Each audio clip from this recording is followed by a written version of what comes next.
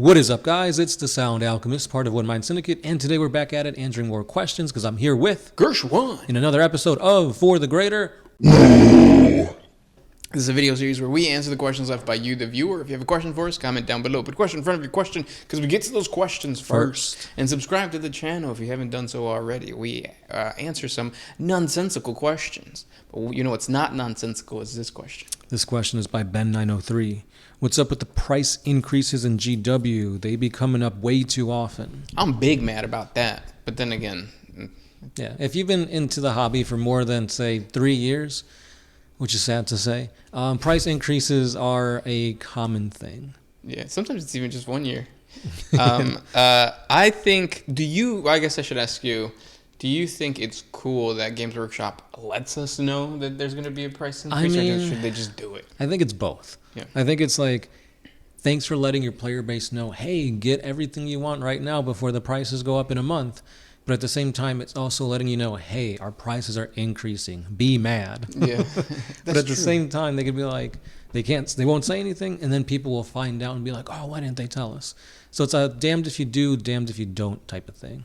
I remember the days when a box of troops was just $20. Yeah. I remember Ludas were $20. We've talked about this before in other videos. Don't ever sell your models. Hold on to them. Wait, 3 years, and that price is going to go up. Yeah, not just that, but GW also seems to like discontinue a lot of lines. So if you've got like Forge Road models, a lot of those models are going for triple the price they used to be because you can't get them anywhere else. Yeah, recently on YouTube, there's a guy who does shorts on like retro models, and he pulled out a Mad Doc Grotznik for the Orc line, and I thought, that's not retro, like what? But then he's talking about it, and I'm like, holy shit, like, yeah, it's been a while because they don't do Finecast anymore. Right, they're going away with Finecast. Of course, they're going away with metal. But yeah, like it's crazy to think like, if you've been in the hobby for a long time, like, you're a dinosaur. Yeah. Like, a lot of new people have jumped into the hobby, and they don't know what used to be even 5 years ago, and it's crazy. You know what's crazy, though, is that the people jumping into the hobby are over the age of 25, which is just crazy to me. Yeah. But I guess it makes sense, right? Gen Z, or whatever the fuck they're called, are more video game kind of... That's why Space Marine's so popular. Right. And then the novels is another thing, too. That's a good thing about the novels, is they don't go up in price. They're just hard as shit to find. Yeah. Because they don't do, like, reprints and stuff like that. So it's like audiobooks is a lot of times the way to go for all these books. And we have a Audible, what is it called? A sponsorship. So jump on over the One Mind or the OMS podcast channel and get your Audible subscription and help us. Yeah, because if you try to read The End and the Death Volume 3, get ready to pay about $100 for that book. Damn, is that expensive? Or you can get it for free via us. Oh, yeah. But yeah. So, yeah, be big mad about the price increase. Yeah, but I mean, everything's going up in life. So not me. That's why I take Blue Chew. That's another thing that we should get sponsored by. But yeah, that would have been a perfect segment. And speaking of taking Blue Chew, Neo Acid Creep asks, "Who's the most daddy of the Primarchs?" Ooh, that's a good question. And I think daddy. When you think of a daddy, you gotta. I guess it depends on the individual. But who's the dude from Jurassic Park? Oh, what's his name? With the nose. The nose, the glasses. Jeff Goldblum. Yeah. Would you consider him a daddy? Oh, 100%. There was just a recent thing. I think it was like in the Met Gala or something. Yeah. Like he goes up to somebody. He's like, dude, he's got so much riz. Like, and he's like 71. Yeah. He's a little quirky. But a lot of women say that they like that. I still can't believe I just said riz. He does have it, though. Charisma. He has a ton of charisma. So when you think of Primarchs that embody that type of energy, who would it be?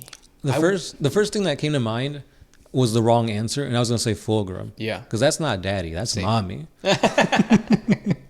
But no, I think the correct answer would be Dorn. Dorn, you think? Yeah, like he's got the stoic, like, I'm your ex-Vietnam dad. But that's what I mean. Like when I talk to women, they say they don't like that. That's not a part of. That is true. Yeah. They want somebody softer, because there's Jeff Goldblum, and then what's the dude from Last of Us? Oh, Pedro Pascal. Yeah, he's not. Oh, he's 100% daddy. Like, yeah, but he's not masked. Like, he's not like, I'm stoic. And right. I'm, yeah. like, you know who likes those types of people? Dudes. Like, dudes like other dudes that are like, yeah, I'm stoic, bro. The villain from the Avatar, that guy is Dorn. Yeah. So he's not a daddy. No, he's not. He needs therapy. He's a father. It's therapy. I know, but I think that quirky Sanguinius. dude, Sanguinius. You think so? I think he's more of like Brad Pitt. Yeah. Brad Pitt's daddy. You Right? think so? Maybe. I Maybe just dad. Yeah, but if you look at him and you look at Jeff Goldblum, two different dudes. Oh yeah, completely. Brad Pitt has the charisma of physically I look amazing, and that's what gives me that power. Whereas Jeff Goldblum, like you said, has Riz. Yeah. So without even trying. A Primarch that would have Riz, I'm still like going through all of them. I don't know, Corvus Corax maybe? Nah, that dude's got like he's goth, 2001 Riz, where it's like cut my life into pieces. Yeah, I don't know. It's a tough one. Yeah, Corvus Corax is for girls who don't have daddies. True. Because like, it's like, oh, how do I make my dad so mad that he'll never talk to me? Get with this goth guy. Corvus Corax. So I guess, yeah. That's just because I can't think of anybody else. Maybe we got to go back to who I originally said was mommy, and it's actually daddy. Fulgrim. He could be both. Maybe, yeah. The more I think about it, yeah. So you watched the Emperor. The Emperor, yeah. He's the original. I was actually going to say Magnus, but no. After reading the Magnus book, I realized that dude's arrogant as fuck. Yeah. So I don't know. Yeah, my dad's arrogant, and all he does is just hit me. Next question. Oh, thank you for that question, Neo Acid Creep. Oh, I have one from King Naga. 40K is often considered one of the more OP sci-fi settings. So how would one of the smaller factions, like the Tau, fare in the different settings like Mass Effect or Halo? That's a good one, because the Tau, I think, fits easier than a lot of other of the factions in 40K, because they're like the classic sci-fi technological race. Yeah. Like they could easily just replace like any of the races, I feel, in Mass Effect, when people won't even bat an eye. Yeah, Tau would do really well in Mass Effect, I feel.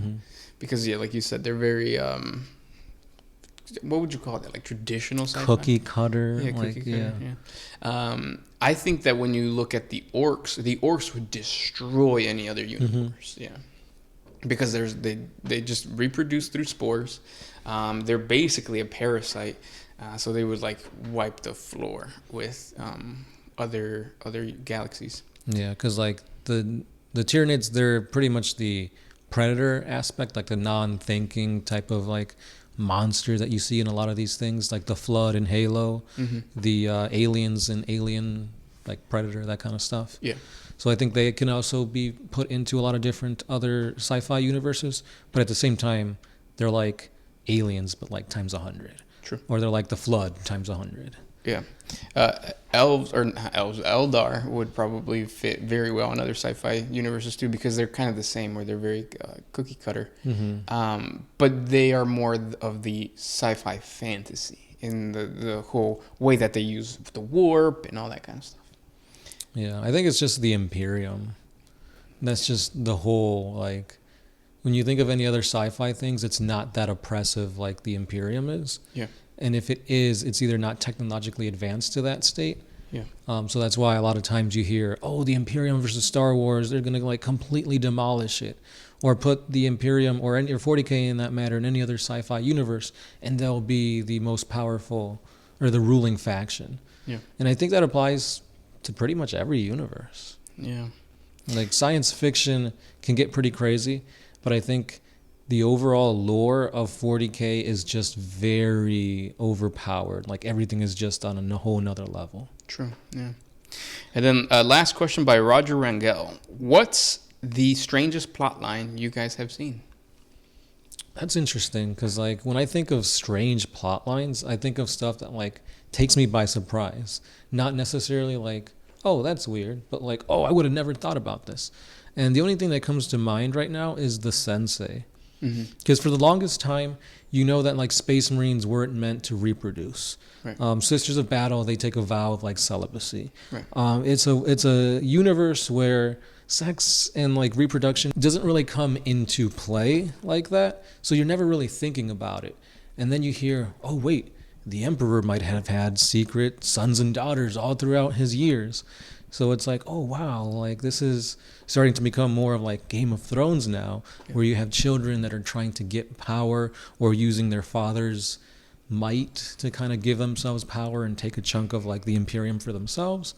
But that actually didn't go anywhere.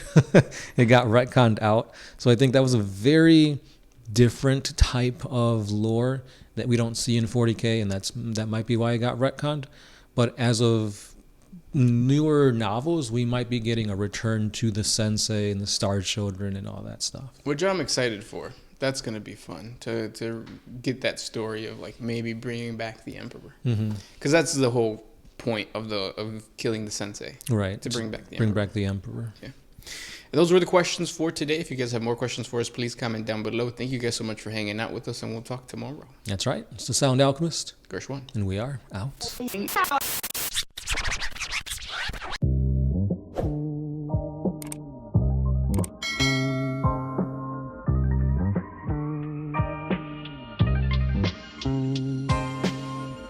Always used to put my freedom